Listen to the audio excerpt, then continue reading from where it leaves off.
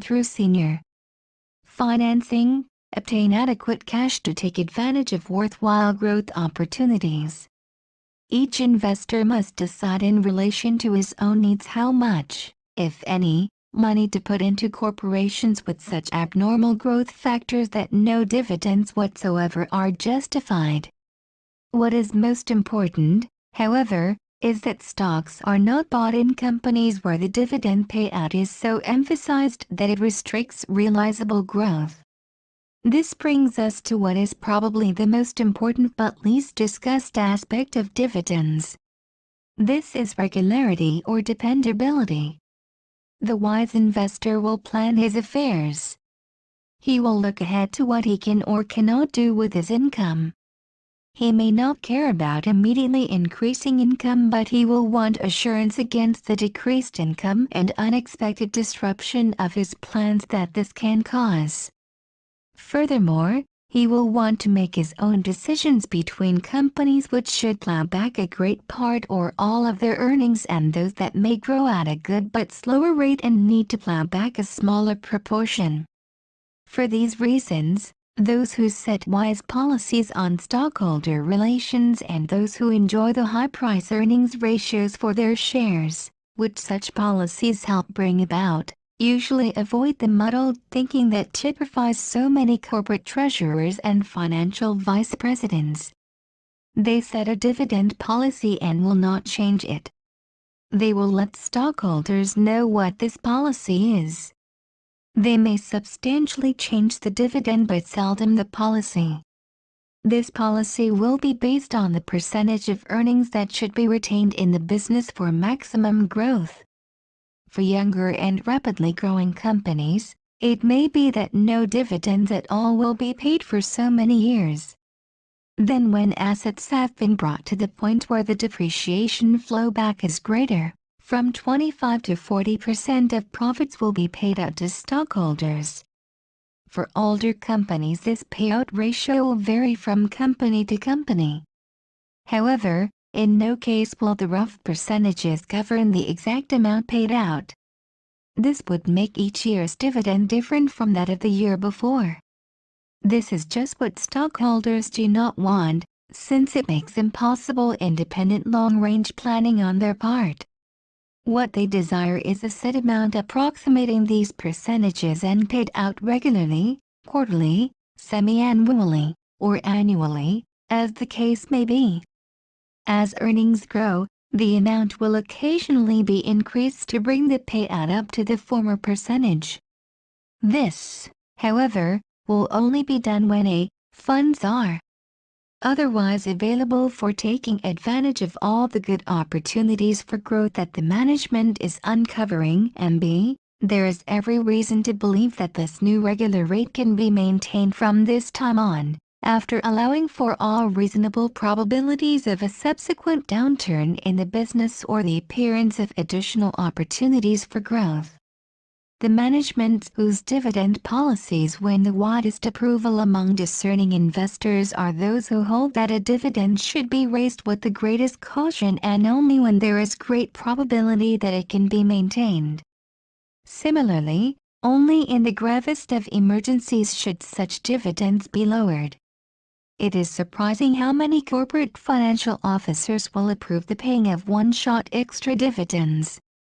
They do this even though such unanticipated extra dividends almost always fail to leave a permanent impact on the market price of their shares, which should indicate how contrary such policies are to the desires of most long-range investors.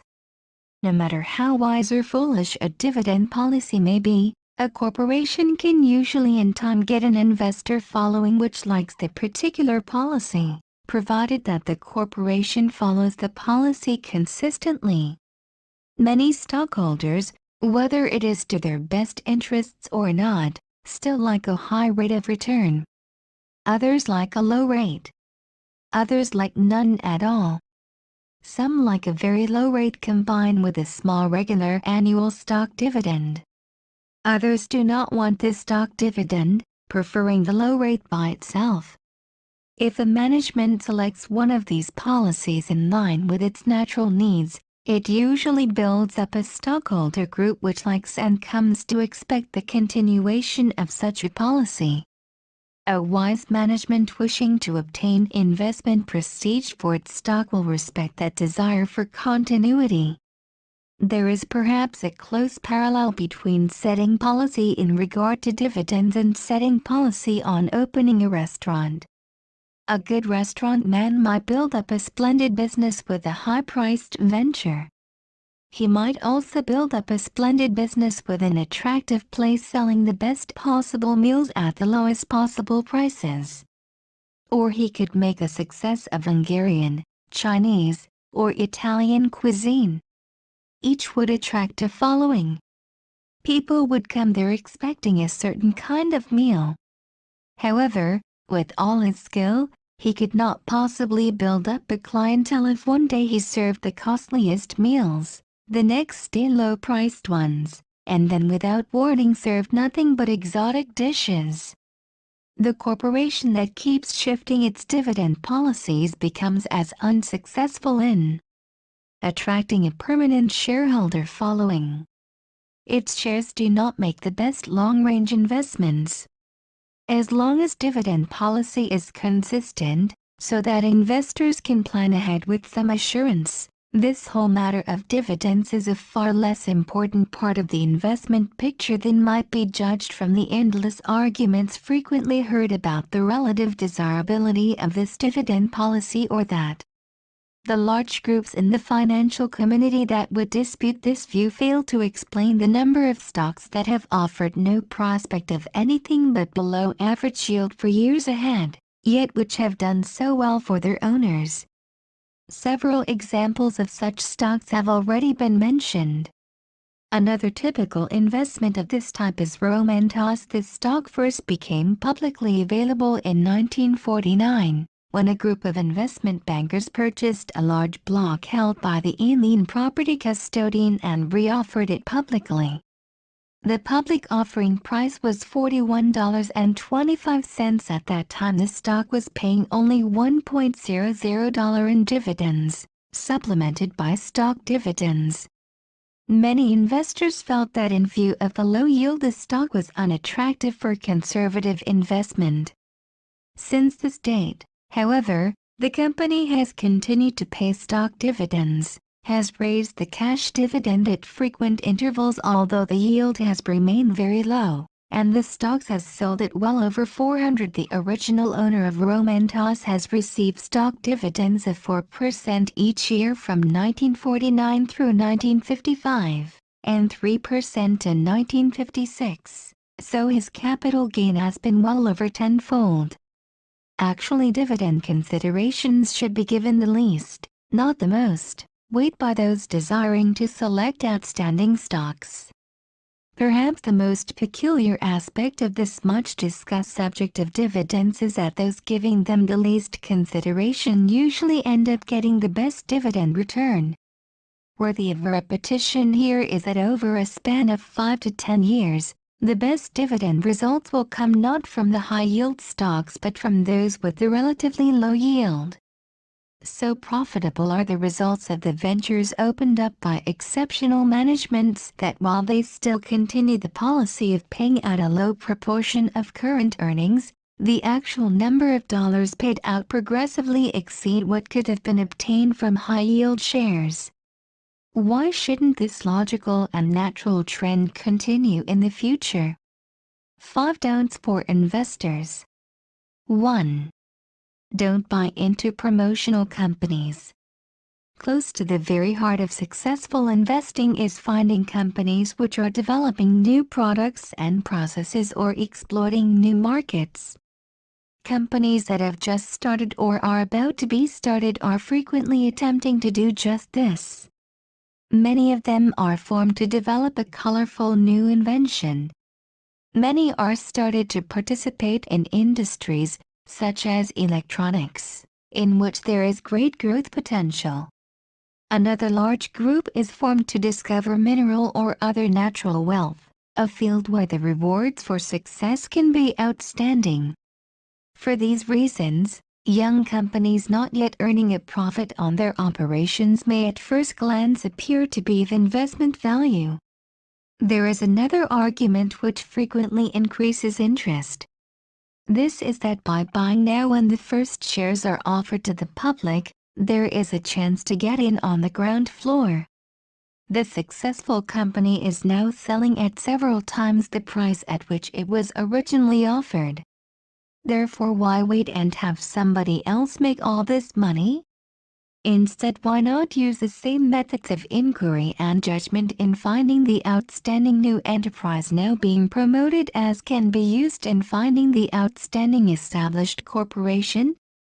From the investment standpoint, I believe there is a basic matter which puts any company without at least 2 or 3 years of commercial operation and 1 year of operating profit in a completely different category from an established company, even one so small that it may not have more than $1 million of annual sales. In the established company, all the major functions of the business are currently operating.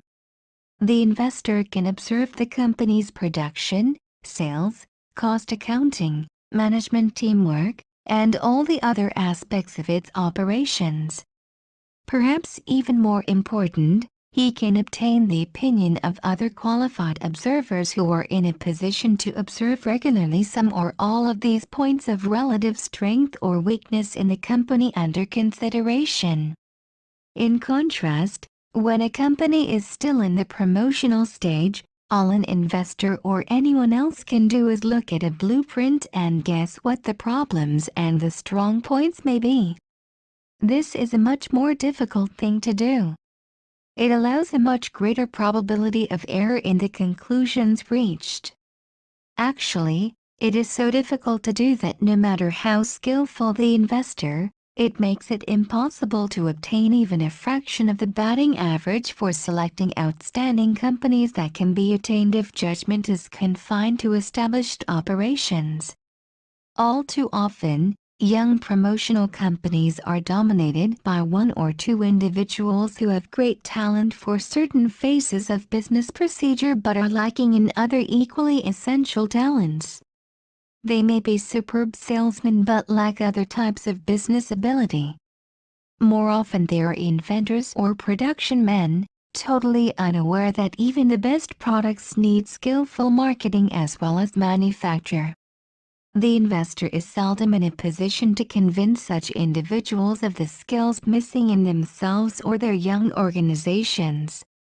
Usually he is even less in a position to point out to such individuals where such talents may be found. For these reasons, no matter how appealing promotional companies may seem at first glance, I believe their financing should always be left to specialized groups. Such groups have management talent available to bolster up weak spots as unfolding operations uncover them. Those who are not in a position to supply such talent and to convince new managements of the need of taking advantage of such help will find investing in promotional companies largely a disillusioning experience.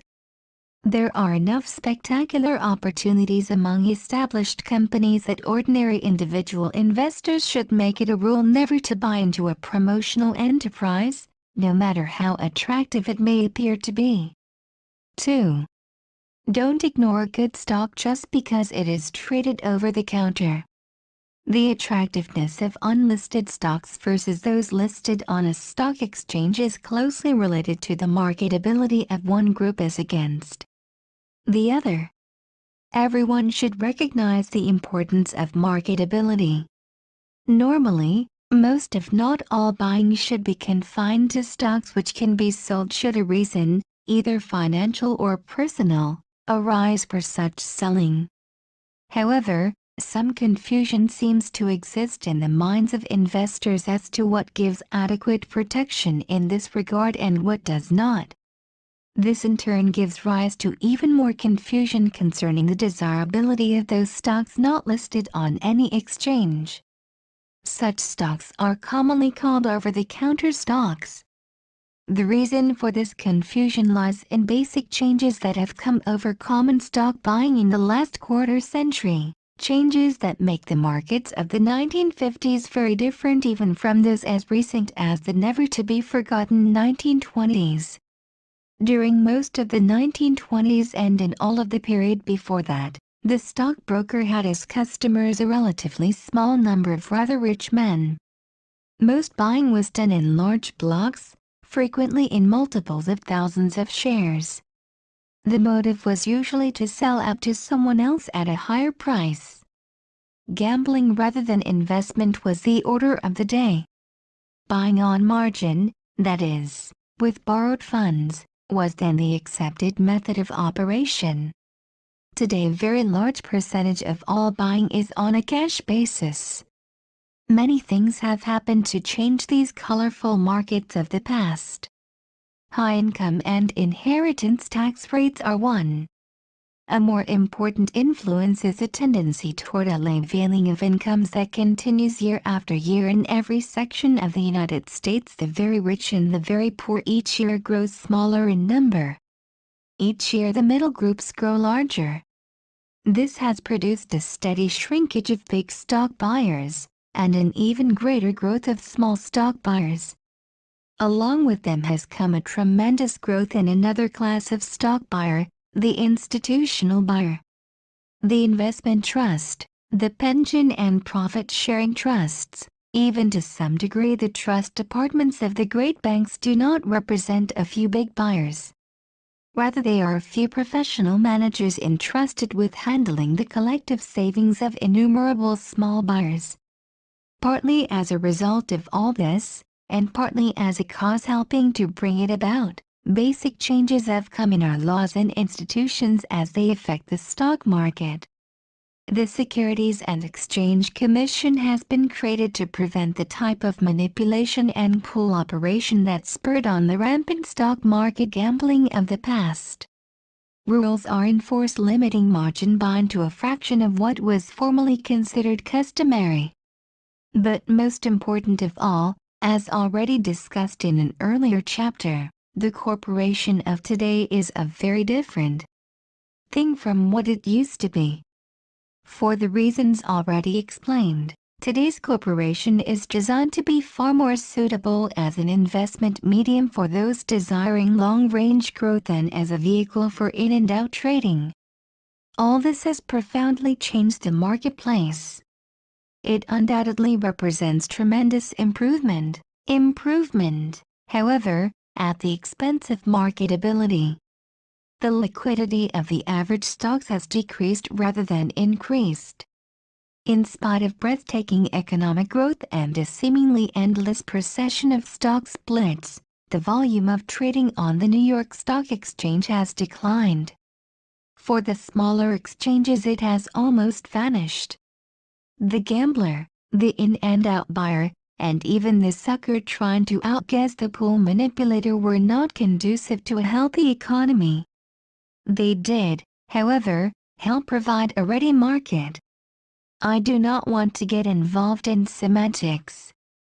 Nevertheless, it must be realized that this has resulted in the gradual decline of the stockbroker and the rise of what might be called the stock salesman.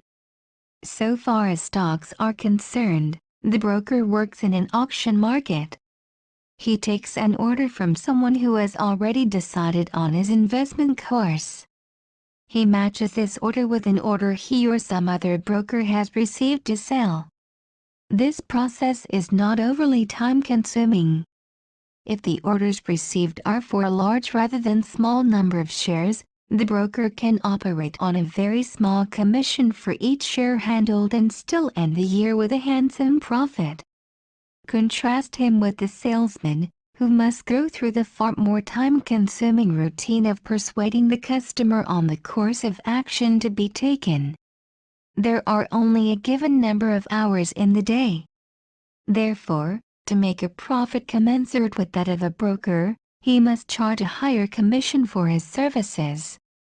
This is particularly true if the salesman is serving a large number of small customers rather than a few big ones. Under today's economic conditions, small customers are the ones most salesmen must serve. The stock exchanges are still primarily operating as a vehicle for stockbrokers rather than stock salesmen. Their commission rates have gone up. They have only gone up, however, about in proportion to that of most other types of services. In contrast, the over-the-counter markets work on a quite different principle. Each day, designated members of the National Association of Securities Dealers furnish the newspapers of that region with quotations on a long list of the more active unlisted securities of interest to stockholders in that locality. These are compiled by close contact with the over-the-counter houses most active in trading each of these securities. Unlike those furnished by the stock exchanges, these quotations are not the price ranges within which transactions took place. They cannot be, for there is no central clearinghouse to which transactions are reported. Instead, these are bid and ask quotations.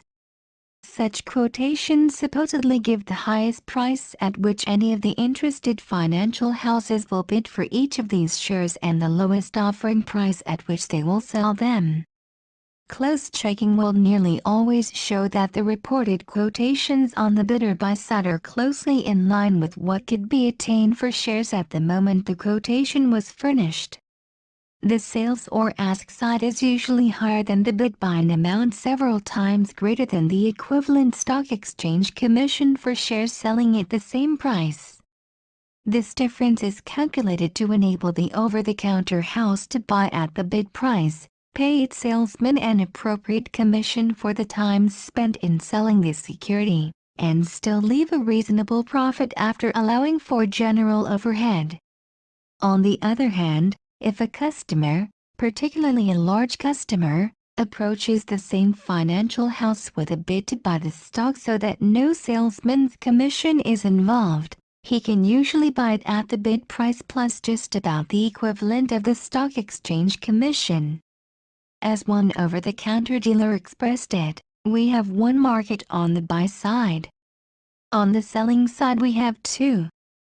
We have a retail and a wholesale market, depending partly on the size of the purchase and partly on the amount of selling and servicing that is involved. This system in the hands of an unscrupulous dealer is subject to obvious abuse. So is any other system. But if the investor picks the over-the-counter dealer with the same care he should employ in choosing any other specialist to serve him, it works surprisingly well. The average investor has neither the time nor the ability to select his own securities. Through the close supervision dealers give the securities they permit their salesman to offer, he is receiving in effect something closely resembling investment counsel. As such, it should be worth the cost involved. From the standpoint of the more sophisticated investor, however, the real benefits of this system are not in regard to buying. They are in regard to the increased liquidity or marketability which it produces for those unlisted stocks he may desire to own. Because the profit margin available for dealers in such stocks is large enough to make it worthwhile. A great many over-the-counter dealers keep a regular inventory of the stocks they normally handle. They usually are not at all reluctant to take on additional 500 or 1,000 share lots when they become available. When larger blocks appear in their favorite issues, they will frequently hold a sales meeting and put on a special drive to move the shares that may be available.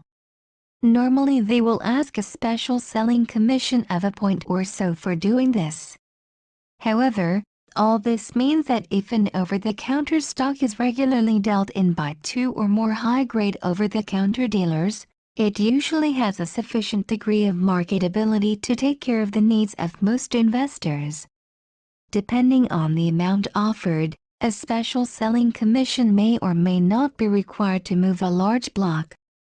However, for what is at most a relatively small percentage of the sales price, the stock which the investor desires to sell can actually be converted into cash without breaking the market. How does this compare with the marketability of a stock listed on a stock exchange? The answer depends largely on what stock and on what stock exchange. For the larger and more active issues listed on the New York Stock Exchange, even under today's conditions a big enough auction market still exists so that in normal times all but the largest blocks can be moved at the low prevailing commission rates without depressing prices. For the less active stocks listed on the New York Stock Exchange, this marketability factor is still fair, but at times can sag rather badly if regular commissions are dependent on when large selling orders appear. For common stocks listed on the small exchanges, it is my opinion that this marketability factor frequently becomes considerably worse. The stock exchanges have recognized this situation and have taken steps to meet it. Nowadays, whenever a block of a listed stock appears which the exchange thinks is too big to market in the normal fashion, permission may be given for the use of devices such as special offerings.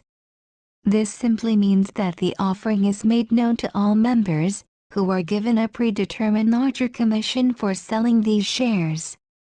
In other words, when the block is too large for the brokers to handle it as brokers, they are given commissions large enough to reward them for selling as salesmen. All this narrows the apparent gap between listed and unlisted markets in a period such as the present, when more and more purchases are being handled by salesmen rather than by brokers who just take orders.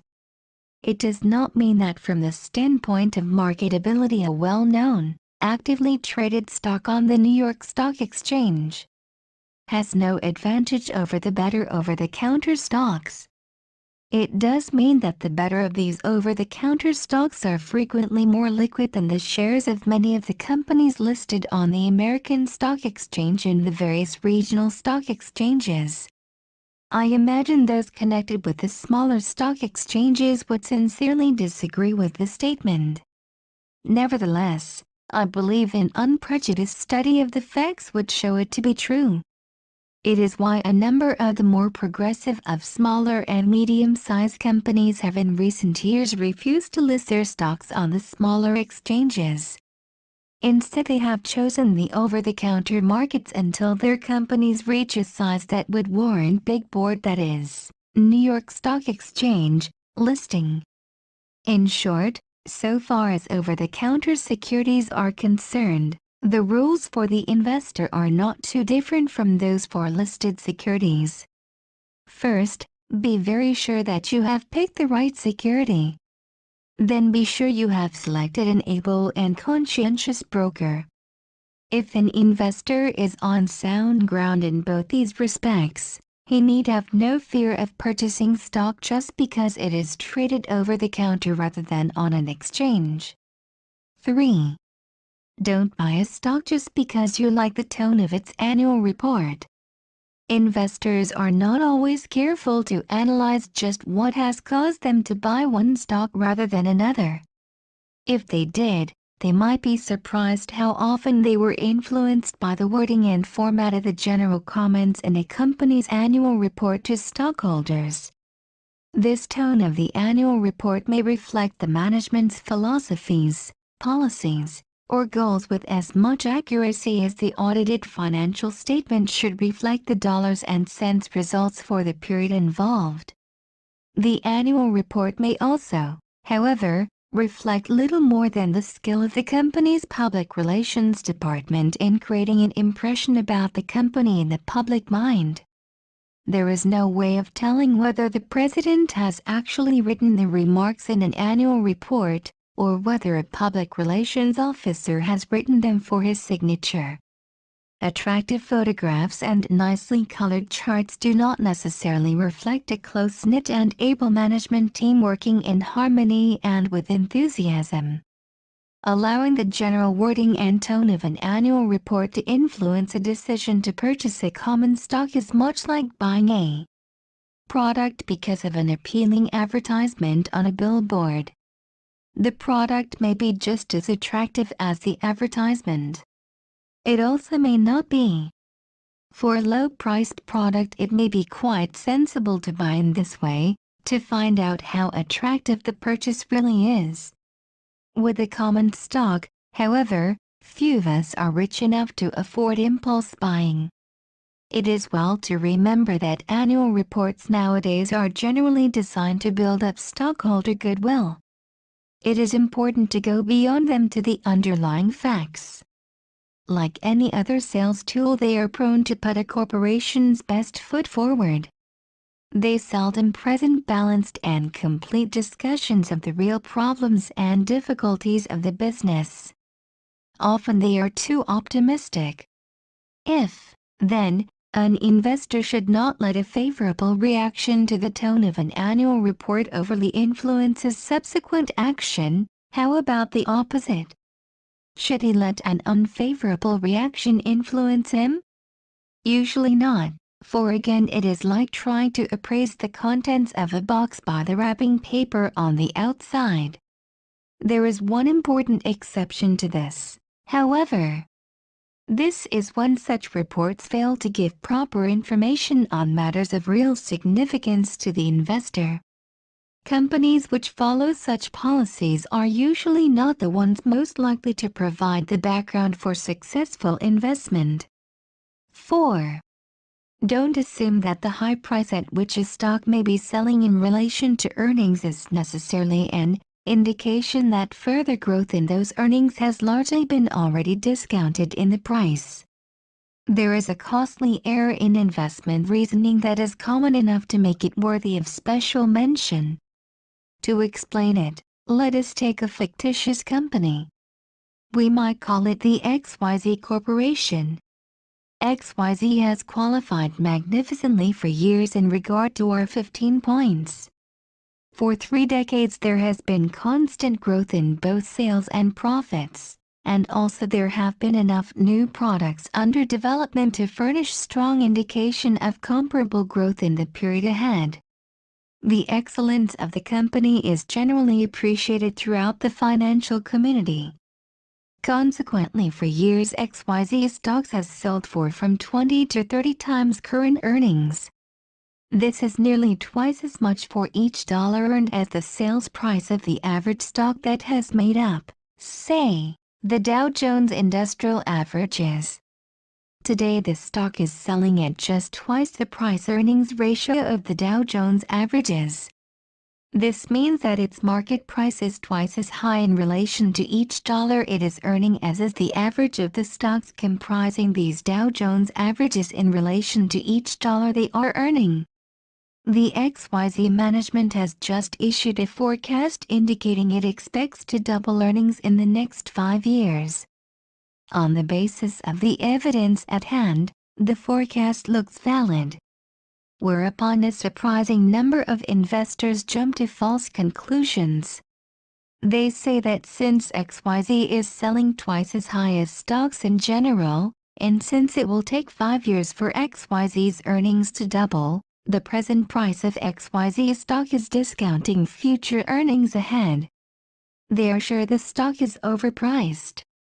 No one can argue that a stock discounting its earnings 5 years ahead is likely to be overpriced. The fallacy in their reasoning lies in the assumption that 5 years from now XYZ will be selling on the same price-earnings ratio as will the average Dow Jones stock with which they compare it. For 30 years this stock, because of all those factors which make it an outstanding company, has been selling at twice the price-earnings ratio of these other stocks. Its record has been rewarding to those who have placed their faith in it. If the same policies are continued, 5 years from now its management will bring out still another group of new products that in the ensuing decade will swell earnings in the same way that new products are increasing earnings now and others did 5, 10, 15, and 20 years ago. If this happens, why shouldn't the stock sell 5 years from now for twice the price-earnings ratio of these more ordinary stocks just as it is doing now and has done for many years past? If it does, and if the price-earnings ratio of all stocks remain about the same, XYZ's doubling of earnings 5 years from now will also cause its price to have doubled in the market over this 5-year period. On this basis, this stock, Selling at its normal price-earnings ratio cannot be said to be discounting future earnings at all. Obvious, isn't it? Well, look around you and see how many supposedly sophisticated investors get themselves crossed up on this matter of what price-earnings ratio to use in considering how far ahead a stock is actually discounting future growth. This is particularly true if a change has been taking place in the background of the company being studied. Let us now consider the ABC company instead of the XYZ Corporation. The two companies are almost exactly alike except that the ABC company is much younger. Only in the last 2 years has its fundamental excellence been appreciated by the financial community to the point that its shares too are now selling at twice the price-earnings ratio of the average Dow Jones stock. It seems almost impossible for many investors to realize, in the case of a stock that in the past has not sold at a comparably high price-earnings ratio, that the price-earnings ratio at which it is now selling may be a reflection of its intrinsic quality and not an unreasonable discounting of further growth. What is important here is thoroughly understanding the nature of the company, with particular reference to what it may be expected to do some years from now. If the earnings spurt that lies ahead is a one-time matter, and the nature of the company is not such that comparable new sources of earning growth will be developed when the present one is fully exploited, that is quite a different situation. Then the high price-earnings ratio does discount future earnings.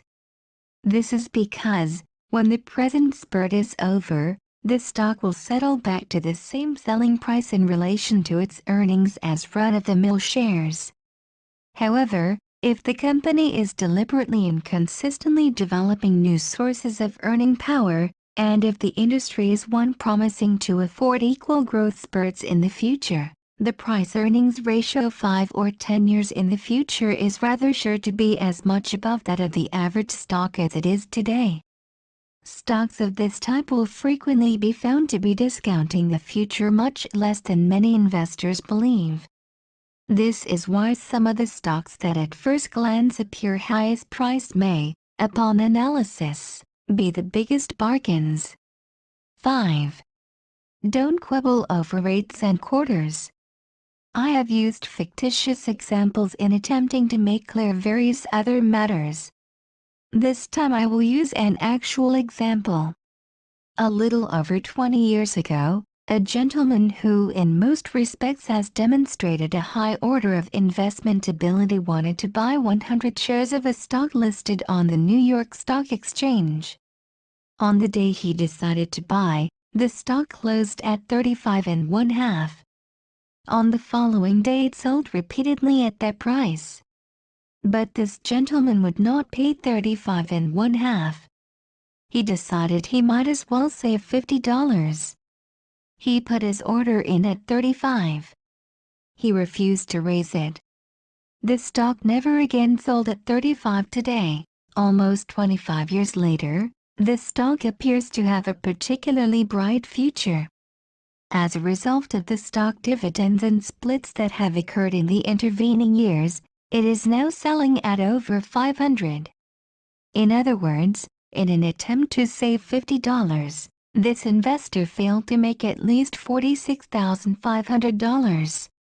Furthermore, there is no question that this investor would have made the $46,500, because he still has other shares of this same company which he bought at even lower figures.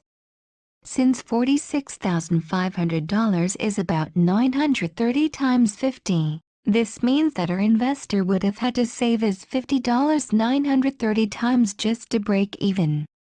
Obviously, following a course of action with this kind of odds against it borders on financial lunacy. This particular example is by no means an extreme one. I purposely selected a stock which for a number of years was more of a market laggard than a market leader. If our investor had picked any one of perhaps 50 other growth stocks listed on the New York Stock Exchange, Missing $3,500 worth of such stock in order to save $50 would have cost a great deal more than the $46,500. For the small investor wanting to buy only a few hundred shares of a stock, the rule is very simple. If the stock seems the right one and the price seems reasonably attractive at current levels, buy at the market. The extra eighth, or quarter, or half point that may be paid is insignificant compared to the profit that will be missed if the stock is not obtained. Should the stock not have this sort of long-range potential, I believe the investor should not have decided to buy it in the first place. For the larger investor, wanting perhaps many thousands of shares, the problem is not quite as simple. For all but a very small minority of stocks, the available supply is usually sufficiently limited that an attempt to buy at the market even half of this desired amount could well cause a sizable advance in quotations. This sudden price rise might, in turn, produce two further effects, both tending to make accumulating a block of this stock even more difficult. The price spurt by itself might be enough to arouse the interest and competition of other buyers. It might also cause some of those who have been planning to sell to hold their shares off the market with the hope that the rise might continue. What then should a large buyer do to meet this situation? He should go to his broker or securities dealer. He should disclose to him exactly how much stock he desires to buy. He should tell the broker to pick up as much stock as possible but authorize him to pass up small offerings if buying them would arouse many competitive bids. Most important, he should give his broker a completely free hand on price up to a point somewhat above the most recent sale. How much above should be decided in consultation with the broker or dealer after. Taking into account such factors as the size of the block desired, the normal activity of the shares, how eager the investor may be for the holding, and any other special factors that might be involved. The investor may feel he does not have a broker or dealer upon whom he may rely as having sufficient judgment or discretion to handle something of this sort. If so, he should proceed forthwith to find a broker or dealer in whom such confidence can be placed. After all, doing exactly this sort of thing is the primary function of a broker or the trading department of a securities dealer. 5 more don'ts for investors. 1. Don't overstress diversification. No investment principle is more widely acclaimed than diversification. Some cynics have hinted that this is because the concept is so simple that even stockbrokers can understand it. Be that as it may, there is very little chance of the average investor being influenced to practice insufficient diversification. The horrors of what can happen to those who put all their eggs in one basket are too constantly being expounded. Too few people, however, give sufficient thought to the evils of the other extreme. This is the disadvantage of having eggs in so many baskets, that a lot of the eggs do not end up in really attractive baskets, and it is impossible to keep watching all the baskets after the eggs get put into them. For example, among investors with common stock holdings having a market value of $250,000 to $500,000, the percentage who own 25 or more different stocks is appalling. It is not this number of 25 or more which itself is appalling. Rather, it is that in the great majority of instances only a small percentage of such holdings is in attractive stocks about which the investor or his advisor has a high degree of knowledge. Investors have been so oversold on diversification that fear of having too many eggs in one basket has caused them to put far too little into companies they thoroughly know and far too much in others about which they know nothing at all. It never seems to occur to them, much less to their advisors, that buying a company without having sufficient knowledge of it may be even more dangerous than having inadequate diversification. How much diversification is really necessary and how much is dangerous? It is somewhat like infantrymen stacking rifles. A rifleman cannot get as firm a stack by balancing 2 rifles as he can by using 5 or 6 properly placed. However, he can get just as secure a stack with 5 as he could with 50. In this matter of diversification, however, there is one big difference between stacking rifles and common stocks. With rifles, the number needed for a firm stack does not usually depend on the kind of rifle used. With stocks, the nature of the stock itself has a tremendous amount to do with the amount of diversification actually needed. Some companies, such as most of the major chemical manufacturers, have a considerable degree of diversification within the company itself. While all of their products may be classified as chemicals, many of these chemicals may have most of the attributes found in products from completely different industries. Some may have completely different manufacturing problems. They may be sold against different competition to different types of customers. Furthermore, at times when only one type of chemical is involved, the customer group may be such a broad section of industry that a considerable element of internal diversification may still be present. The breadth and depth of a company's management personnel, that is, how far a company has progressed away from one-man management, are also important factors in deciding how much diversification protection is intrinsically needed.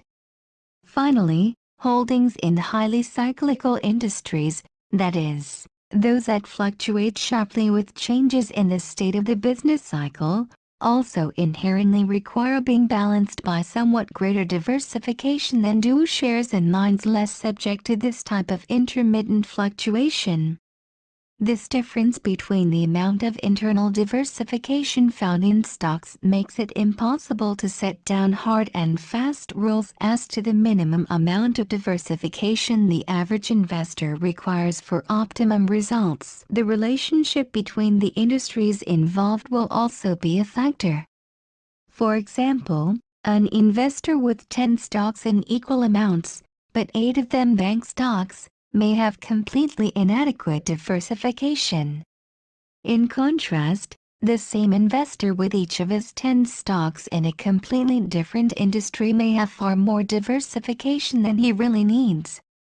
Recognizing, therefore, that each case is different and that no precise rules can be laid down, the following is suggested as a rough guide to what might be considered as minimum diversification needs for all but the very smallest type of investor. A. All investments might be confined solely to the large entrenched type of properly selected growth stock, of which Dow, DuPont, and IBM have already been mentioned as typical examples. In this event, the investor might have a minimum goal of 5 such stocks in all. This means that he would not invest over 20% of his total original commitment in any one of these stocks. It does not mean that should one grow more rapidly than the rest, so that 10 years later he found 40% of his total market value in one stock, he should in any sense disturb such a holding. This assumes, of course, that he has gotten to know his holding and the future continues to look at least as bright for these stocks as has the recent past. An investor using this guide of 20% of his original investment for each company should see that there is no more than a moderate amount of overlapping, if any, between the product lines of his 5 companies. Thus, for example, if Dow were one of his 5 companies, there would seem to me to be no reason why DuPont might not be another. There are relatively few places where the product lines of these 2 companies overlap or compete. If he were to have Dow in some other company closer to Dow in its fields of activity, his purchase might still be a wise one provided he had sufficient reason for making it. Having these 2 stocks in similar lines of activity might prove very profitable over the years. However, in such an instance the investor should keep in mind that his diversification is essentially inadequate, and therefore he should be alert for troubles which might affect the industry involved. B. Some or all of his investments might fall into the category of stocks about midway between the young growth companies with their high degree of risk and the institutional type of investment described above. These would be companies with a good management team rather than one-man management. They would be companies doing a volume of business somewhere between $15 and $100 million a year and rather well entrenched in their industries. At least two of such companies should be considered as necessary to balance each single company of the A type. In other words, if only companies in this B group were involved, an investor might start out with 10% of his available funds in each. This would make a total of 10 stocks in all. However, companies in this general classification can vary considerably among themselves as to their degree of risk. It might be prudent to consider those with the greater inherent risk as candidates for 8% of original investment, rather than 10%. In any event, looking to each stock of this class as a candidate for 8 to 10% of total original investment, in contrast to 20% for the A group, should again provide the framework for adequate minimum diversification. Companies of this B group are usually somewhat harder for the investor to recognize than those of the A or institutional type. Therefore, it might be worthwhile to furnish a brief description of one or two such companies which I have had the opportunity to observe rather closely and which could be considered typical examples. Let us see what I said about such companies in the original edition and how they appear today. The first B company to which I referred was P.R. Mallory. I said, P.R. Mallory and Company, Incorporated, enjoys a surprising degree of internal diversification. Its principal products are components for the electronic and electrical industries, special metals, and batteries. For its more important product lines, it is a major factor in the respective industries, and in a few of them it is the largest producer. Many of its product lines, such as electronic components and special metals, serve some of the most rapidly growing segments of American industry, giving indications that Mallory's growth should continue. In 10 years, sales have increased almost fourfold to a volume of about $80 million in 1957. With about one-third of this increase resulting from carefully planned outside acquisitions and about two-thirds from internal growth. Profit margins over this period have been a bit lower than would normally be considered satisfactory for a company of this B group, but part of this is attributable to above-average expenditures on research. More significantly, steps have been taken which are beginning to show indications of important improvement in this factor. Management has demonstrated considerable ingenuity under a dynamic president, and in recent years has been increasing importantly in depth. Mallory shares enjoyed about a five-fold increase in value during the 10-year period of 1946 to 1956, frequently selling around 15 times current earnings. Perhaps investment-wise, one of the most important factors about Mallory lies not within the company itself but in its anticipated net hard interest in the Mallory Share and Metals Corporation. This company is being planned as a combination of the Mallory Share and Titanium Corporation, half of which is owned by P.R. Mallory and Company, and which has already proved to be an interesting venture for Mallory and National Distillers operations in the raw material stages of the same industry. This new company gives indication of being one of the lowest cost integrated titanium producers and as such should play a major role in the probable growth of this young industry. Meanwhile, the corporation in 1958 is expected to start its first commercially significant zirconium product and has within its organization considerable know-how in other commercially new wonder metals such as tantalum and columbium. This partially owned company gives indications of becoming a world leader in not one but a series of metals that promise to play a growing part in the atomic, chemical, and guided missile age of tomorrow. As such, it could be an asset of tremendous dollar significance to increase the growth that appears inherent in Mallory itself. If I were writing these words today, slightly over 2 years later, I would write them somewhat differently. I would tone down moderately my enthusiasm for the possible contributions of the one-third owned Mallory Sharon Metals Corporation. I think everything I said 2 years ago could still occur. However, particularly so far as titanium is concerned, I believe it may take longer to find and develop sizable markets for this metal than had seemed to be the case 2 years ago. On the other hand, I would be inclined to strengthen my words for the Mallory Company itself by about the degree I would weaken them for its affiliate. The trend I mentioned of increasing management in depth has progressed importantly during this period.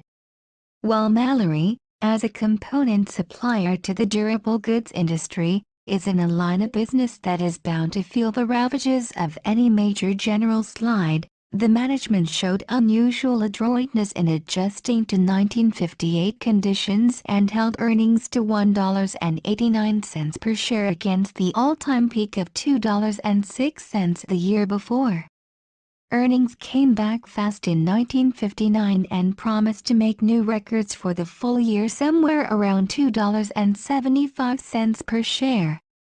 Furthermore, these earnings are being established in the face of decreasing but still heavy costs for certain of the newer divisions. This showing gives promise that if general economic conditions remain reasonably prosperous, significant further growth in profits will be seen in 1960. Mallory stock is one of the few examples cited in this book that to date has done worse rather than better than the market as a whole. Although I suspect this company has been more successful than some of its competitors in meeting Japanese competition in the electronic components phases of its business, this threat may be a reason for the relatively poor market action. Another reason may be lack of interest by much of the financial community in a business that is not easily classified in one industry or another, but cuts across several. This may change in time, particularly as awareness grows that its miniature battery lines are not so far removed from some glamorous growth fields, for they should grow with the steady trend toward miniaturization in electronics. At any rate, the stock, which was at 35 when the first edition was written, after allowing for 2% stock dividend since, is now selling at 37 1/4. Now let us see what I said about the other B Group example I discussed in the original edition. The Beryllium Corporation is another good example of a Group B investment. The corporate title of this company has a young company implication that causes uninformed people to assume that the stock carries with it a greater degree of risk than may actually exist. A low-cost producer, it is the only integrated company making master alloys of beryllium copper and beryllium aluminum and also operating a fabricating plant in which the master alloys turned into rod, bar, strip, extrusions, etc., and, in the case of tools, into finished products. Sales have increased about 6 times during the 10-year period ending in 1957 to a total of approximately $16 million. A growing percentage of these sales is to electronic, computing machine, and other industries promising rapid growth in the years ahead. With important new uses such as beryllium copper dyes just beginning to be of sales importance, it would seem that the good growth rate of the past 10 years may be just an indication of what is to come. This would tend to justify the price-earnings ratio of around 20 at which this stock has frequently sold in the past 5 years. Indicating that this growth may continue for many years to come, the RAND Corporation, brilliant research arm of the Air Force owned by the government, has been quoted in the press as predicting an important future in the 1960s for the as yet almost non-existent field of beryllium metal as a structural material. The RAND Corporation, among other things, correctly foretold, shortly after the war, the development in titanium. More immediate than any eventual market that may develop for beryllium as a structural material, 1958 should see this company bring into volume production another brand new product. This is beryllium metal for atomic purposes. This product, being made in a completely separate plant from the older master alloy lines, is under long-term contract to the Atomic Energy Commission. It gives indications of having a big future in the nuclear industry, where demand will probably occur from both government and private industry sources. Management is alert. In fact, this company qualifies rather favorably under our 15 points in regard to all aspects but one, where the deficiencies realized and steps have already been started to correct it. As in the case of Mallory, the past 2 years have brought both pluses and minuses to the picture I portrayed at that time. However, the favorable developments seem to have by far outweighed the unfavorable, as should be the case if a company is to prove the right sort of investment.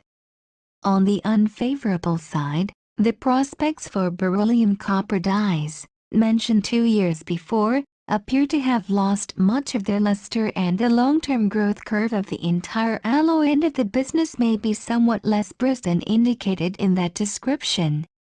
Meanwhile, nuclear demand for beryllium metal over the next few years appears to be somewhat less now than it was then. However, possibly far outbalancing this, there are steadily increasing signs that there may be most dramatic growth in the demand for beryllium metal for many types of airborne purposes. The start of this demand is already here.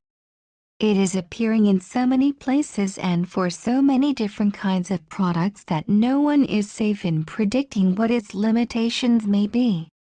This may not prove quite as favorable as might otherwise be judged, for it may make the field so attractive as to bring threats of a major competitive technological breakthrough from some company not now in the field. However, fortunately, the company may have made major strides in strengthening itself in the only one of our 15 points where it had been weak. This was in its research activities. How has the stock responded to all this? When the first edition was written, it was at 16.16, after allowing for the various stock dividends that have been paid since. Today it is at 26.5, a gain of 64%. A few other companies, with which I am somewhat less familiar but which I believe have management, trade position, growth prospects, and other characteristics which easily qualify them as good examples of this B group, are Foot Minerals Company, Frieden Calculating Machine Co., Incorporated, and Sprague Electric Company. Each of these companies has proven a highly desirable investment for those who have held the shares for a period of years. Sprague Electric roughly quadrupled in value during the 1947 to 1957 period. Frieden's stock was first offered to the public in 1954, but in less than 3 years it had increased about 2.5 times in market value.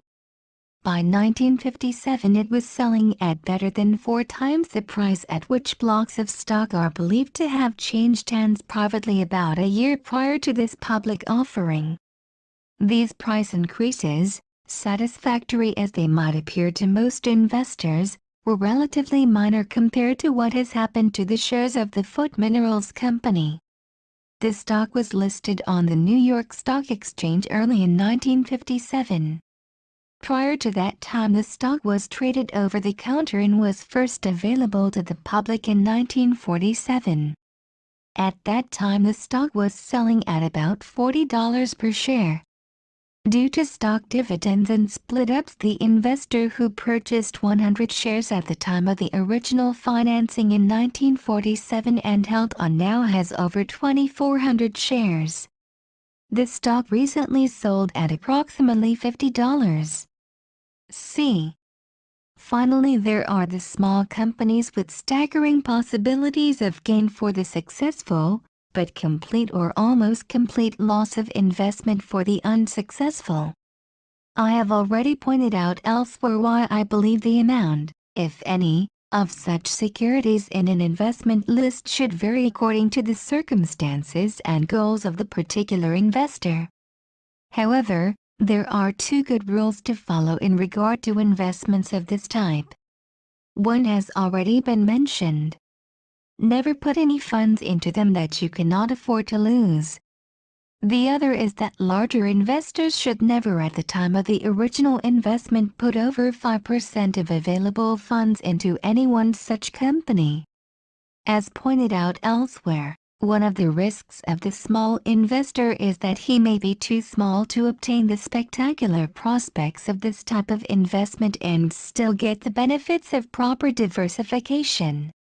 In the original edition, I referred to Ampex as it was in 1953 and Alox in 1956 as examples of the huge potential but high-risk companies that fall into the C classification. How have these companies done since? Alox, which was at 10 when the first edition was completed, is at 7.58 today. In contrast, Ampex's market performance continues brilliant and demonstrates why once an outstanding management has proven itself and fundamental conditions have not changed, shares should never be sold just because the stock has had a huge rise and may seem temporarily high-priced. In the discussion on research in Chapter 3, I mentioned that in the first 4 years following the offering of this stock to the public in 1953, it had risen 700%.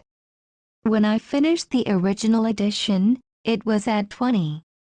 Today, with sales and earnings up dramatically year after year and with 80% of today's sales in products that were not in existence only 4 years ago, it is at 107 1/2. This is a gain of 437% in just over 2 years. It is a gain of over 3,500% in 6 years. In other words, $10,000 placed in Ampex in 1953 would have a market value of over $350,000 today in a company with a proven ability to score one technical and business triumph after another. Other situations with which I am less familiar but which might well fall in this category were Litton Industries, Incorporated, when its shares were first offered to the public, and Metal Hydrides. However, one characteristic of this type of company should be kept in mind from the standpoint of diversification. They entail so much risk and offer such promising prospects that, in time, one of two things usually happens. Either they fail, or else they grow in trade position, management depth, and competitive strength to a point where they can be classified in the B rather than the C group. When this has happened, the shares held in them usually have advanced so spectacularly in market price that, depending on what has happened to the value of an investor's other holdings during the period, they may then represent a considerably greater percent of the total portfolio than they formerly did. However, B stocks are so much safer than C stocks that they may be retained in greater volume without sacrificing proper diversification.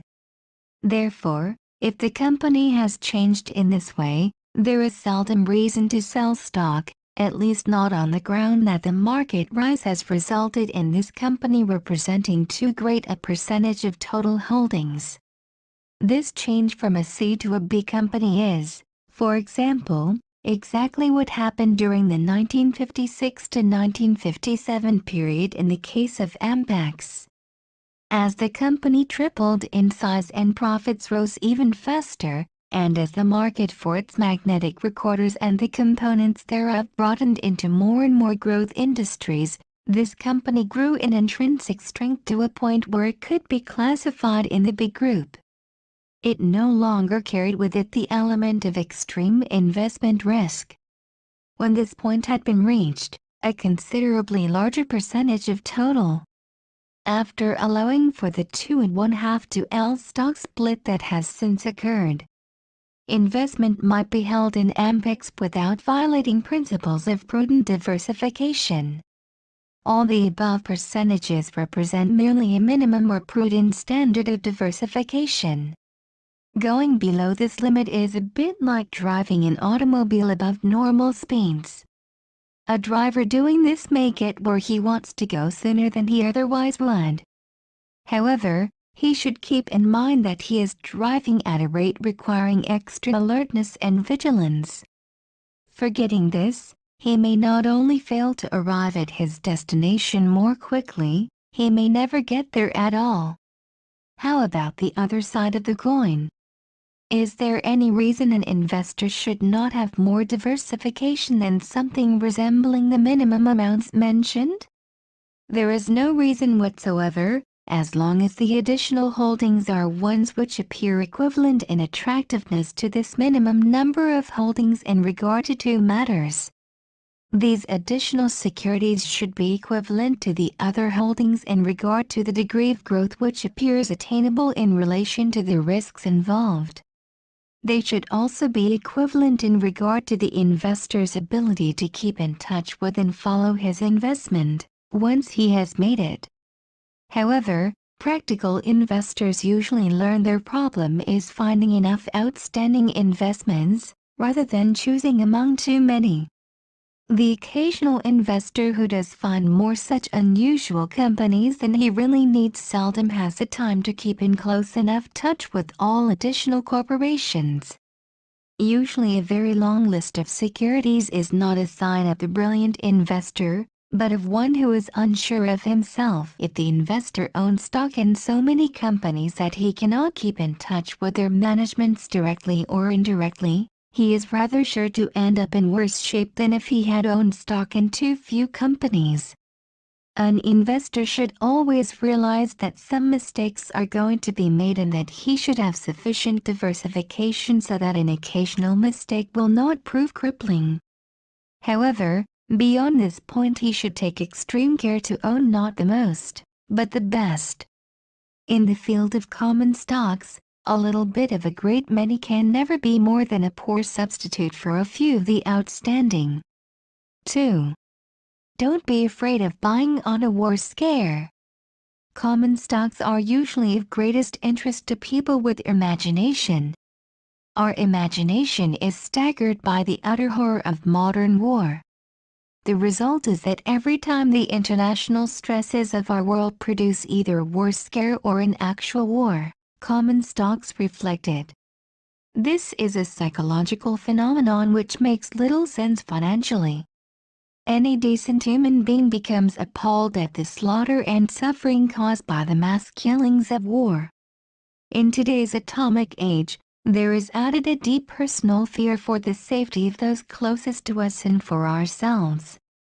This worry, fear, and distaste for what lies ahead can often distort any appraisal of purely economic factors.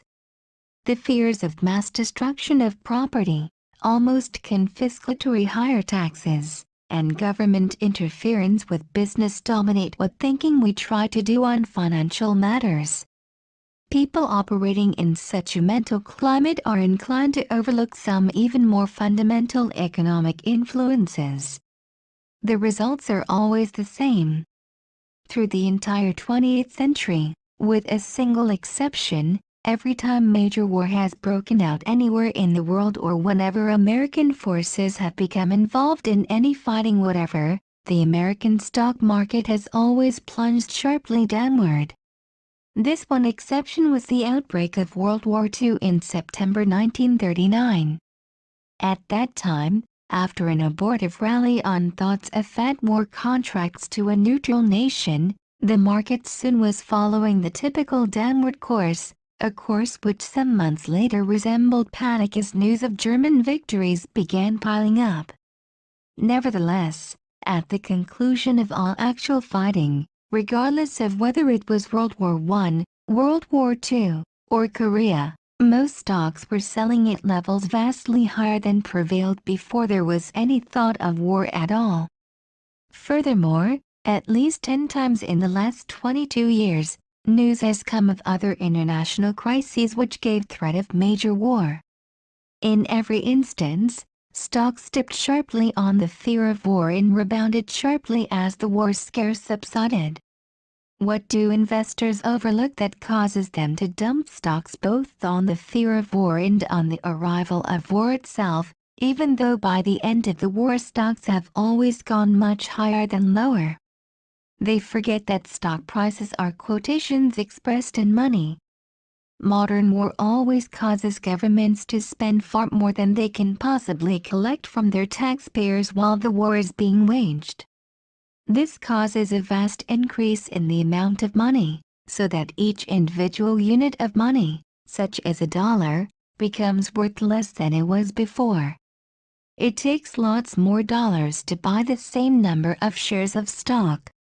This, of course, is the classic form of inflation. In other words, war is always bearish on money. To sell stock at the threatened or actual outbreak of hostilities so as to get into cash is extreme financial lunacy. Actually, just the opposite should be done. If an investor has about decided to buy a particular common stock and the arrival of a full-blown war scare starts knocking down the price, he should ignore the scare psychology of the moment and definitely begin buying. This is the time when having surplus cash for investment becomes least, not most, desirable. However, here a problem presents itself. How fast should he buy? How far down will the stock go?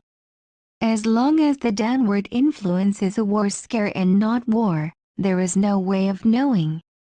If actual hostilities break out, the price would undoubtedly go still lower, perhaps a lot lower. Therefore, the thing to do is to buy slowly and at a scale down on just a threat of war. If war occurs, then increase the tempo of buying significantly. Just be sure to buy into companies either with products or services the demand for which will continue in wartime, or which can convert their facilities to wartime operations.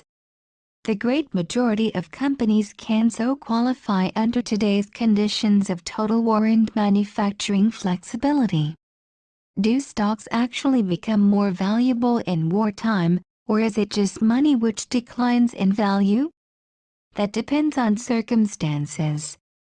By the grace of God, our country has never been defeated in any war in which it has engaged. In war, particularly modern war, the money of the defeated side is likely to become completely or almost worthless, and common stocks would lose most of their value. Certainly, if the United States were to be defeated by Communist Russia, both our money and our stocks would become valueless. It would then make little difference what investors might have done. On the other hand, if the war is won or stalemated, what happens to the real value of stocks will vary with the individual war and the individual stock. In World War I, when the enormous pre-war savings of England and France were pouring into this country, most stocks probably increased their real worth even more than might have been the case if the same years had been a period of peace. This, however, was a one-time condition that will not be repeated. Expressed in constant dollars, that is, in real value, American stocks in both World War II and the Korean period undoubtedly did fare less well than if the same period had been one of peace. Aside from the crushing taxes, there was too great a diversion of effort from the more profitable peacetime lines to abnormally narrow margin defense work. If the magnificent research effort spent on these narrow margin defense projects could have been channeled to normal peacetime lines, stockholders' profits would have been far greater, assuming, of course, that there would still have been a free America in which any profits could have been enjoyed at all. The reason for buying stocks on war or fear of war is not that war, in itself, is ever again likely to be profitable to American stockholders. It is just that money becomes even less desirable, so that stock prices, which are expressed in units of money, always go up. 3. Don't forget your Gilbert and Sullivan. Gilbert and Sullivan are hardly considered authorities on the stock market. Nevertheless, we might keep in mind their flowers that bloom in the spring, all which, they tell us, have nothing to do with the case. There are certain superficial financial statistics which are frequently given an undeserved degree of attention by many investors. Possibly it is an exaggeration to say that they completely parallel Gilbert and Sullivan's flowers that bloom in the spring. Instead of saying they have nothing to do with the case, we might say they have very little to do with it. Foremost among such statistics are the price ranges at which a stock has sold in former years. For some reason, the first thing many investors want to see when they are considering buying a particular stock is a table giving the highest and lowest price at which that stock has sold in each of the past 5 or 10 years. They go through a sort of mental mumbo-jumbo, and come up with a nice round figure which is the price they are willing to pay for the particular stock. Is this illogical? Is it financially dangerous? The answer to both questions is emphatically yes. It is dangerous because it puts the emphasis on what does not particularly matter, and diverts attention from what does matter. This frequently causes investors to pass up a situation in which they would make big profits in order to go into one where the profits will be much smaller. To understand this, we must see why the mental process is so illogical. What makes the price at which a stock sells? It is the composite estimate at that moment of what all those interested think the corrective value of such shares may be.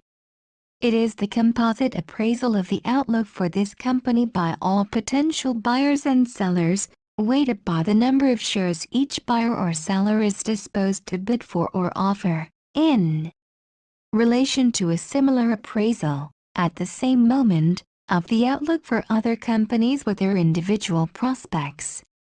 Occasionally, something like forced liquidation will produce a moderate deviation from this figure.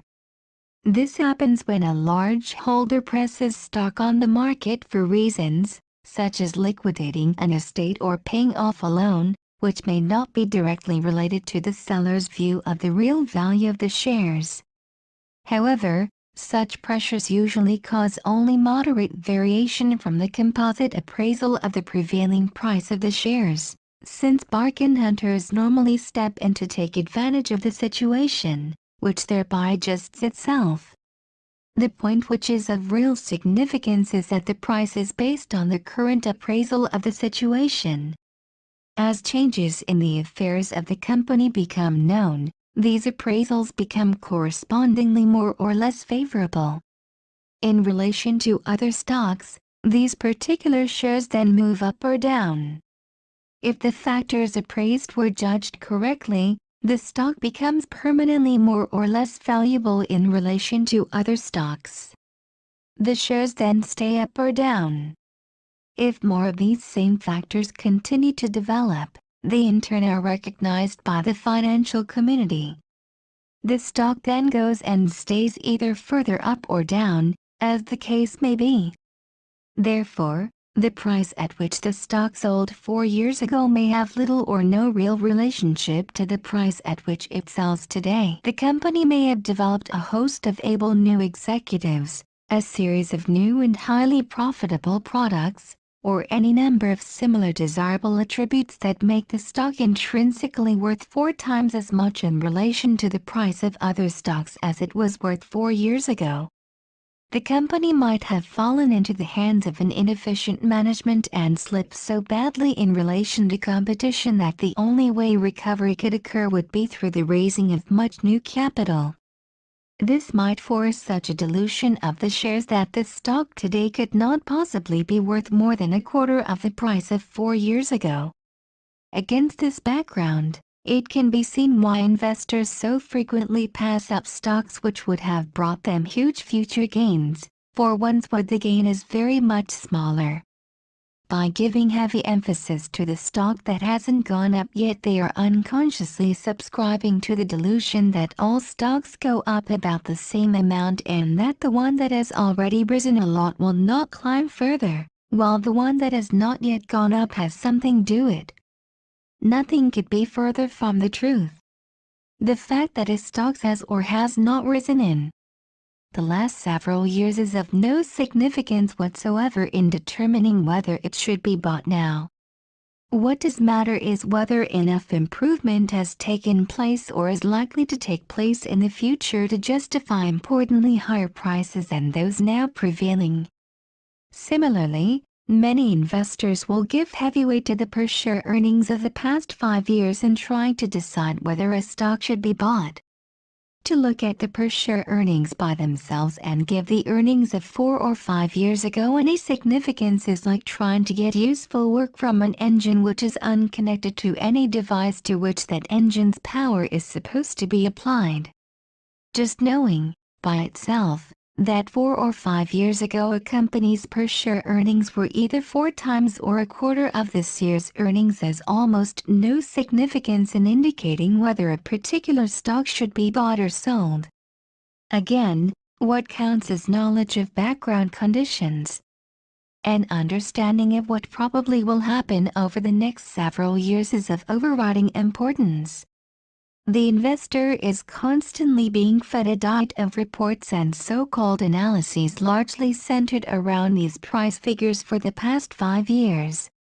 He should keep in mind that it is the next 5 years' earnings, not those of the past 5 years, that now matter to him. One reason he is fed such a diet of back statistics is that if this type of material is put in a report, it is not hard to be sure it is correct. If more important matters are gone into, subsequent events may make the report look quite silly. Therefore, there is a strong temptation to fill up as much space as possible with indisputable facts, whether or not the facts are significant. However, many people in the financial community place emphasis on this type of prior year statistics for a different set of reasons. They seem to be unable to grasp how great can be the change in just a few years' time in the real value of certain types of modern corporations. Therefore, they emphasize these past earnings records in a sincere belief that detailed accounting descriptions of what happened last year will give a true picture of what will happen next year. This may be true for certain classes of regulated companies such as public utilities. For the type of enterprise which I believe should interest an investor desiring the best results for his money, it can be completely false. A striking example of this centers around events with which I had the good fortune to be quite familiar. In the summer of 1956, an opportunity arose to buy a fair-sized block of shares in Texas Instruments, Incorporated, from its principal officers who were also its largest stockholders.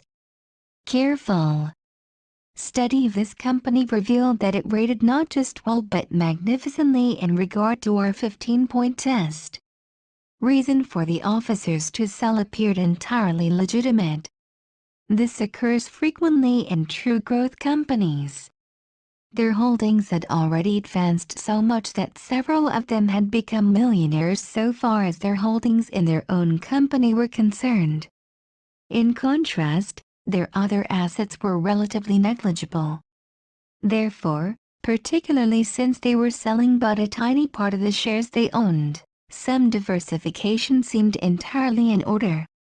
The ever-present possibility of estate tax liability alone would be sufficient to make such a course prudent from the standpoint of these key executives, regardless of the future of their company. At any rate, negotiations were completed to acquire these shares at a price of 14. This represented 20 times the anticipated 1956 per share earnings of about 70 cents. To anyone who gave particular weight to past statistics, This seemed well beyond the bounds of prudence. Per share earnings had been reported at 39 cents, 40 cents, 48 cents, and 50 cents for the prior 4 years of 1952 to 1955 respectively, hardly an exciting growth record.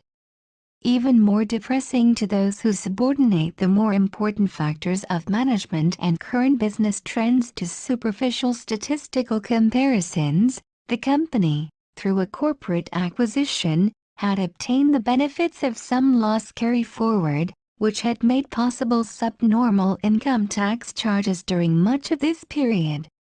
This made any price calculated on the basis of past statistics seem even higher. Finally, even if 1956 earnings were included in an evaluation, a superficial study of the situation might still have produced grave forebodings. True, the company was currently doing remarkably well in the promising field of transistors. But regardless of the obviously glowing future for the semiconductor industry as a whole, how long could a company of this size be expected to maintain its strong trade position against the larger and older companies, with much stronger balance sheets, which were sure to make a major competitive effort to participate in the great growth that lay ahead for transistors? When the usual SEC channels reported this officers selling, a rash of heavy trading broke out in Texas Instruments shares with relatively little change in price. Much of this selling, I suspect, was induced by various brokerage comments that appeared. Most of these furnished the past statistical record and commented on the historically high price, the competition that lay ahead, and the inside selling. One such bulletin went so far as to express complete agreement with the management of Texas Instruments. It reported the officers were selling and stated, "We agree with them and recommend the same course." The major buyer during this period, I've been told, was a large and well-informed institution. What happened in the next 12 months? Texas Instruments is a physical and military electronic business, overlooked in the flurry of controversy, continued to grow. The semiconductor, transistor, division grew even more rapidly. More important than the growth in transistor volume were the great strides taken by this able management in research, in plans for mechanization, and in building up the distribution organization in this key semiconductor field. As evidence piled up that 1956 results were not a flash in the pan but that this relatively small company would continue as one of the largest and lowest-cost producers in what promises to be one of the fastest-growing segments of American industry, the financial community began revising upward the pre-earnings ratio it would pay for a chance to participate in this well-run enterprise.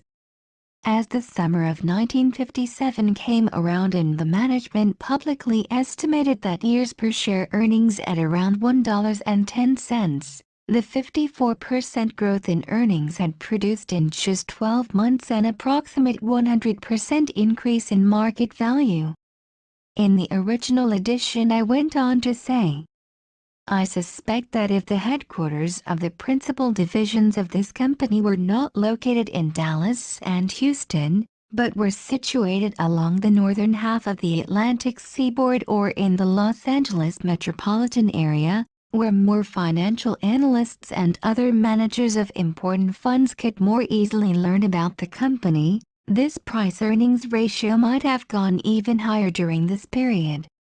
If, as appears probable, Texas Instruments sales and earnings continue their sharp upward trend for some years to come, it will be interesting to see whether this continued growth, of itself, does not in time provide some further upward change in the price-earnings ratio.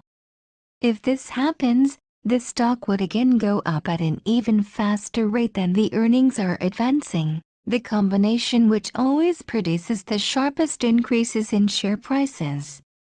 Has these optimistic forecasts been confirmed? A look at the record may jolt those who still insist that it is possible to appraise an investment by a superficial analysis of past earnings and little more. Profits rose from $1.11 per share in 1957 to $1.84 in 1958 and give promise of topping $3.50 in 1959. Since the first edition of this book was completed, the company attained honors that were bound to rivet the attention of the financial community upon it. In 1958, in the face of competition from some of the generally acclaimed giants of the electronics and electrical equipment industry, International Business Machines Corporation, overwhelmingly the largest electronic calculating machine manufacturer in the world, selected Texas Instruments to be its associate for joint research effort in the application of semiconductors to this type of equipment. Again, in 1959 Texas Instruments announced a technological breakthrough whereby it was possible to use semiconductor material of approximately the same size as existing transistors, not alone for a transistor but for a complete electronic circuit.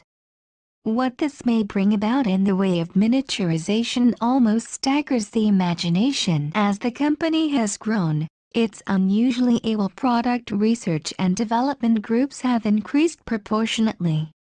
Today few informed people have much doubt that the company's long series of technical and business firsts will continue in the years ahead. How has the market price of these shares responded to all this? Has the price-earnings ratio continued to advance as, 22 months ago, I indicated appeared probable? The record would appear to be in the affirmative. Per-share earnings have a little more than tripled since 1957. The stock is up over 5 times from the price of 26.5 at which it was selling when the first edition was completed. The current price, incidentally, represents a gain of better than 1,000% from the price of 14, which was mentioned in the original edition as the price at which a fair-sized block of the stocks had been bought less than 3.5 years before. In spite of the steep rise, it will be interesting to see whether further gains in sales and earnings in the years ahead do not produce still more worthwhile appreciation. This brings up another line of reasoning which causes some investors to pay undue attention to these unrelated statistics on past price ranges and per-share earnings. This is the belief that whatever has happened for a number of years is bound to continue indefinitely. In other words, some investors will find a stock the per-share earnings and market price of which have risen in each of the past 5 or 10 years. They will conclude that this trend is almost certain to continue indefinitely. I will agree that this might happen. But in view of the uncertainty in timing the results of research and of the costliness of bringing out the new products that make this type of growth possible, it is quite common for even the most outstanding growth companies to have occasional 1 to 3 year dips in their rate of earnings. Such dips can produce sharp declines in their shares. Therefore, to give emphasis to this kind of past earning record, rather than to the background conditions that can control the future earning curve, may prove very costly. Does all this mean that past earnings and price ranges should be completely ignored in deciding whether to buy a stock? No. It is only when given an importance they do not deserve that they become dangerous. They are helpful as long as it is realized they are only auxiliary tools to be used for specialized purposes and not major factors in deciding the attractiveness of a common stock. Thus, for example, a study of per-share earnings for various prior years will throw considerable light on how cyclical a stock may be, that is, on how much the company's profits will be affected by the varying stages of the business cycle. More important, comparing past per-share earnings with price ranges will furnish the price-earnings ratio at which the stock sold in the past. This serves as a base from which to start measuring what the price-earnings ratio may be in the future. Here again, however, it must be kept in mind that it is the future and not the past which governs. Perhaps the shares for years have steadily sold at only 8 times earnings. Now, however, changes in management, establishment of an outstanding research department, etc., are putting the company into the class that is currently selling around 15 times earnings instead of 8. Then anyone estimating future earnings and figuring the anticipated value of the shares at only 8 instead of 15 times earnings might again be leaning too heavily on past statistics. I headed this subdivision of my comments. Don't forget your Gilbert and Sullivan. Perhaps I should have headed it don't be influenced by what doesn't matter. Statistics of former years' earnings and particularly of per-share price ranges of these former years quite frequently have nothing to do with the case. 4. Don't fail to consider time as well as price in buying a true growth stock.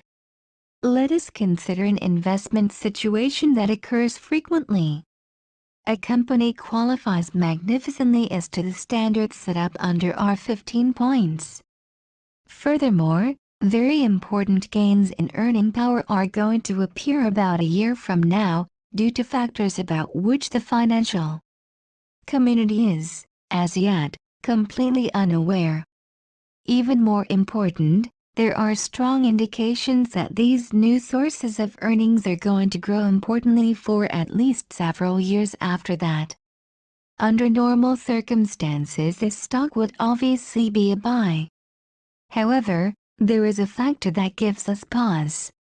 Success of other ventures in prior years has given this stock so much glamour in the financial world that if it were not for these new and generally unknown influences, this stock might be considered to be reasonably priced around 20 and out of all reason at its present price of 32. Assuming that 5 years from now these new influences could easily cause it to be fully worth 75, should we, right now, pay 32, or 60% more than we believe the stock is worth? There is always the chance that these new developments might not turn out to be as good as we think. There is also the possibility that this stock might sink back to what we consider its real value of 20. Confronted with this situation, many conservative investors would watch quotations closely. If the stock got near 20, they would buy it eagerly. Otherwise, they would leave the shares alone. This happens often enough to be worthy of somewhat closer analysis. Is there anything sacred about our figure of 20? No, because it admittedly does not take into consideration an important element of future value, the factors we know and most others don't know, which we believe will in a few years justify a price of 75. What is really important here is to find a way that we can buy the stock at a price close to the low point at which it will sell from here on in. Our concern is that if we buy at 32, the stock may subsequently go somewhere around 20. This would not alone cause us a temporary loss. More significant, it would mean that if the stock subsequently went to 75, we would have for our money only about 60% of the shares that we could have gotten if we had waited and bought at 20, assuming that in 20 years still other new ventures would have given these shares a value not of 75 but of 200. This factor of the total number of shares we could have obtained for our money would prove extremely important. Fortunately, in a situation of this sort, there is another guidepost which may be relied on, even if some of my friends in the insurance and banking world seem to regard it as about as safe as trying to walk over water. This is to buy the shares not at a certain price, but at a certain date. From a study of other successful ventures carried through in the past by the same company, we can learn that these ventures were reflected in the stock's price at a particular point in their development. Perhaps it averaged about 1 month before these ventures reached the pilot plant stage. Assuming that our company's shares are still selling around 32, why not plan to buy these shares 5 months from today, which will be just 1 month before the pilot plant goes on stream. Of course, the shares can still go down after that. However, even if we had bought these shares at 20, there would have been no positive guarantee against a further drop. If we have a fair chance of buying at about as low a price as possible, aren't we accomplishing our objective, even if we feel that on the basis of the publicly known factors the stock should be lower? Under these circumstances, isn't it safer to decide to buy at a certain date rather than a certain price? Fundamentally, this approach does not ignore the concept of value at all. It only appears to ignore it. Except for the probability that there would be a far greater increase in value coming in the future, it would be just as illogical as some of my financial friends claim it to be to decide to buy on a specific future date rather than at a specific price. However, when the indications are strong that such an increase is coming, deciding the time you will buy rather than the price at which you will buy may bring you a stock about to have extreme further growth at or near the lowest price at which that stock will sell from that time on. After all, this is exactly what you should be trying to do when you make any stock purchase. 5. Don't follow the crowd. There is an important investment concept which is frequently difficult to understand without considerable financial experience. This is because its explanation does not lend itself easily to precise wording. It does not lend itself at all to reduction to mathematical formulae. Time and again throughout this book I have touched upon different influences that have resulted in a common stock going up or down in price. A change in net income, a change in a company's management, appearance of a new invention or a new discovery, a change in interest rates or tax laws. These are but a few random examples of conditions that will bring about a rise or fall in the quotations for a particular common stock. All these influences have one thing in common. They are real occurrences in the world about us. They are actions which have happened or are about to happen. Now we come to a very different type of price influence. This is a change which is purely psychological. Nothing has changed in the outside or economic world at all. The great majority of the financial community merely look upon the same circumstances from a different viewpoint than before. As a result of this changed way of appraising the same set of basic facts, they make a changed appraisal of the price or the price-earnings ratio they will pay for the same shares. There are fads and styles in the stock market just as there are in women's clothes. These can, for as much as several years at a time, produce distortions in the relationship of existing prices to real values almost as great as those faced by the merchant who can hardly give away a rack full of the highest quality knee-length dresses in a year when fashion decrees that they be worn to the ankle. Let me give a specific example. In 1948 I was chatting with a gentleman whom I believe to be an able investment man. He has served as president of the New York Society of Security Analysts, a position which is usually awarded only to the more able in the financial community. At any rate, I had just arrived in New York from a visit to the headquarters of the Dow Chemical Company at Midland, Michigan. I mentioned that earnings for the fiscal year just closing would be at new high levels and that I thought the stock was a real buy. He replied that he felt it was of historic and perhaps statistical interest that a company such as Dow could ever earn this much per share. He felt, however, that these earnings did not make the stock attractive, since it was obvious that the company was enjoying a temporary post-war boom that could not last. He further explained that he felt it was impossible to judge the real value of stocks of this sort until there had occurred the same type of post-war depression that within a few years followed the Civil War in World War I. His reasoning, unfortunately, completely ignored all the potential further increase in value to the stock promised by the many new and interesting products the company was then developing. That in no future year did Dow's earnings fall anywhere near as low as this supposedly abnormal peak is not what should concern us here. Neither is the fact that from this supposedly high plateau at which it was then selling, the stock has since climbed many hundreds%.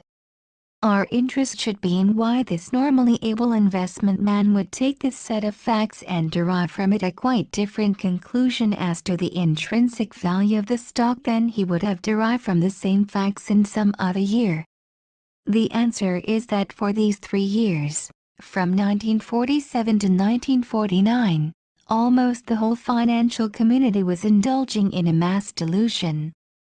With all the ease of hindsight, we can now sit back and see that what appeared so frightening then was almost as little related to reality as the terror that gripped most of Christopher Columbus's crew in 1492. Night after night, most of the common seamen on the Santa Maria were unable to sleep because of the paralyzing fear that at any moment their ship would fall off the ends of the earth and be lost forever. In 1948, the investment community gave little value to the earnings of any common stock because of the widespread conviction that nothing could prevent the near future bringing the same type of bitter depression and major stock market crash that happened about the same number of years after each of the 2 preceding major wars. In 1949, a slight depression did occur. When its modest nature was appraised and the financial community found that the subsequent trend was up, not down, a tremendous psychological change occurred in the way common stocks were regarded. Many common stocks more than doubled in price in the following few years, due to nothing more than this psychological change. Those common stocks which also had the benefit of more tangible outside occurrences improving their fundamental worth did a great deal better than just doubling. These great shifts in the way the financial community appraises the same set of facts at different times are by no means confined to stocks as a whole.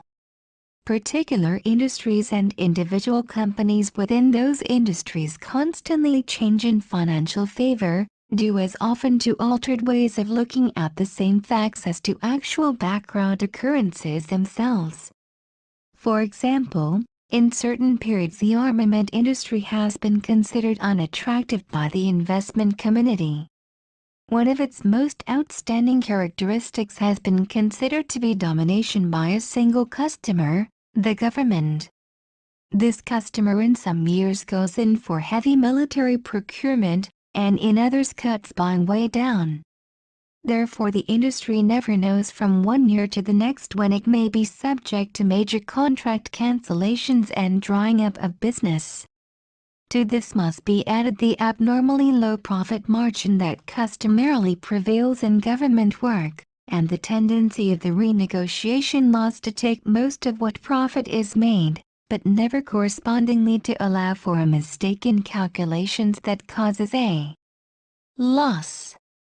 Furthermore, the constant necessity to keep bidding on new models in a field where engineering changes come continuously means that risk and turmoil are the order of the day. It is impossible, no matter how good your engineering, to standardize anything that gives your company a long-term advantage over the aggressive competition. Finally, there is always the danger that peace might break out with an accompanying decline in business. When this view prevails, as it has many times in the past 20 years, the defense shares sell at a quite low price in relation to their earnings.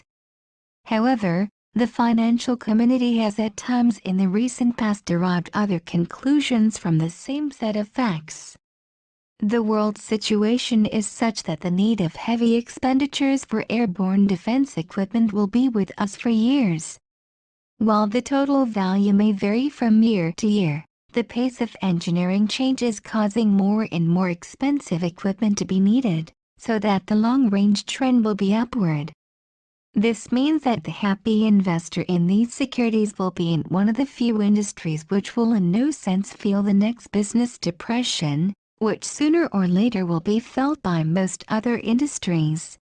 While the profit margin is limited by law, so much business is available to the well-run company that this proves no ceiling upon total net profits. When this view prevails, a quite different appraisal is being given to exactly the same background facts. These stocks then sell on a quite different basis.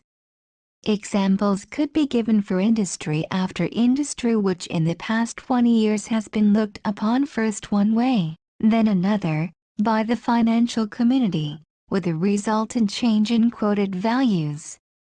In 1950, pharmaceutical stocks were generally regarded as having about the same set of desirable characteristics usually credited to industrial chemical companies. Endless growth due to the wonders of research and a steady rise in the standard of living seemed to warrant the best of these shares selling at the same ratio to earnings as the best of the chemicals. Then a single manufacturer got into trouble on a heretofore glamorous item. The realization swept the financial community that this was a field in which dominance today is no assurance of being even one of the top companies tomorrow. A reappraisal of the entire industry took place. Completely different price-earnings ratios prevailed, due, in all cases but one, not to a different set of facts but a different appraisal of the same facts. In 1958, just the reverse took place. In the business slump of that year, one of the few industries that enjoyed increased rather than decreased demand for its products was the drug manufacturing industry. Profits of most companies in this group rose to new highs. At the same time, earnings of the chemical producers fell rather sharply, largely because of excess capacity from major expansion moves that had just been completed. The volatile financial community again started sharply upgrading the price-earnings ratio of drug shares. Meanwhile, sentiment started to grow that the chemical stocks were not as attractive as had previously been supposed. All this represented only changed financial appraisals. Nothing of fundamental or intrinsic consideration had happened. A year later, some of this new sentiment had already been reversed. As the better chemical companies proved among the first to recover lost earning power and as their growth trend caused profits soon to go to new all-time high levels, they rather quickly regained their temporarily lost prestige. With the long-range significance of an ever-growing number of important new drugs tending further to bolster the status of the pharmaceutical stocks as against governmental attacks on pricing and patent policies of this industry working in the opposite direction, it will be interesting to observe over the next several years whether the recently regained standing of the pharmaceutical stocks grows still further or starts to shrink. In the original edition I went on to give one, then, current example of this same sort of change financial appraisal, by saying, one more example is a change in outlook that is taking place right now. For years the shares of the machine tool manufacturers have sold at a very low ratio to earnings. It was almost unanimously felt that machine tools were the epitome of a feast or famine industry. No matter how good such earnings were, they did not mean much because they were just the product of a prevailing boom and could not last. Recently, however, a new school, while by no means predominating the thinking on this subject, has been gaining converts. This school believes that since World War II a fundamental change has taken place affecting these companies. All industry has been swinging from short or long-range planning of capital expenditures. As a result, the cause of extreme fluctuation for the machine tool companies has disappeared. High and rising wage rates will prevent for many years, if not forever, a return to the feast or famine nature of this business. The steady pace of engineering advance has increased and will further increase the pace of obsolescence of this industry's products. Therefore, in place of the largely cyclical pre-war trends, The growth trend of the recent past will continue further into the future. Automation may cause this growth trend to be spectacular. Under the influence of those who think this way, the better machine tool stocks are now appraised on a somewhat more favorable basis in relation to the market as a whole than they were only a few years ago.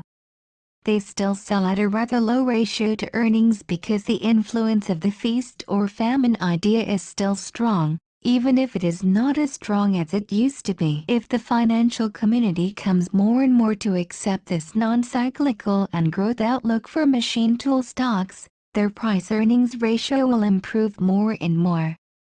They will then do much better than the market. If the old feast or famine concept regains its former hold, these shares will sell at a lower ratio to earnings than prevails today. This current machine tool example brings into clear relief what the common stock investor must do if he is to purchase shares to his greatest advantage. He must examine factually and analytically the prevailing financial sentiment about both the industry and the specific company of which he is considering buying shares. If he can find an industry or a company where the prevailing style or mode of financial thinking is considerably less favorable than the actual facts warrant, he may reap himself an extra harvest by not following the crowd. He should be extra careful when buying into companies and industries that are the current darlings of the financial community, to be sure that these purchases are actually warranted, as at times they well may be, and that he is not paying a fancy price for something which, because of too favorable interpretation of basic facts, is the investment fad of the moment. Today, of course, we know the answer to the recent ideas of some that the machine tool industry is no longer feast or famine in its nature. The 1957 recession completely exploded the idea that long-range corporate planning now cushions these stocks from their normal extreme vulnerability to downward movements in the business cycle. However, for every problem of this sort which gets solved, the ever-increasing pace of today's technology opens up a dozen others from which the wise investor can profit if he can think independently of the crowd and reach the right answer when the majority of financial opinion is leaning the other way. Are the exotic fuel stocks and certain of the smaller electronics intrinsically worth the high appraisals being given them today?